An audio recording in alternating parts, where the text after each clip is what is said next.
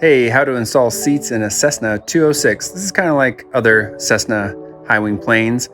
This one is ours, and we just finished doing the tip tanks. So right now I'm installing the copilot seat. We're trying to fit it over something that was catching and being a little awkward. So we figured it out finally. The help of Anthony, and we got it onto seat rails. They kind of articulate in the back with the feet, so you need to be able to hook it on. And once you get that on, then it's a matter of setting these little retention bolts to keep it from flying all the way back, which has actually killed people.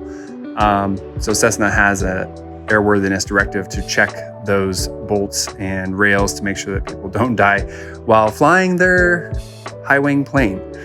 Now I'm connecting up the seatbelt for the airbag that we have across our lap that will pop and give us a seatbelt cushion in case of a hard landing. There's also a G meter switch under there. So you'll see that's the seatbelt for the airbag, and then that is the G switch power for the sensor. And there's a close-up of it. Those just clip in and decouple. The other one you unscrew. So now I'm getting ready to do the pilot seat. Again, setting that limit bolt so you don't slam into the dashboard in case you hit the brakes really hard or hit something and have the seat fly you forward. And I'm grabbing the other seat, clearing the way. You have to pull up in the middle, slide it forward, setting out the back bolts, putting on that lock nut. And once that's nice and secure, finally had to throw my crappy glove as it was ripping. Get that set, pass it through. There's the airbag inflator system. So that gets attached.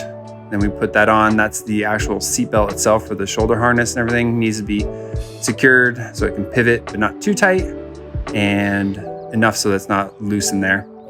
Attaching that, attaching our handy fire extinguisher. You always want to have that accessible in case of any electrical fire or cabin fire. And then now I'm gonna do the back seats. And this, you can fit 6 seats in the 206, but we actually use the back for cargo space. So these are the attachment points for those 2 rear seats.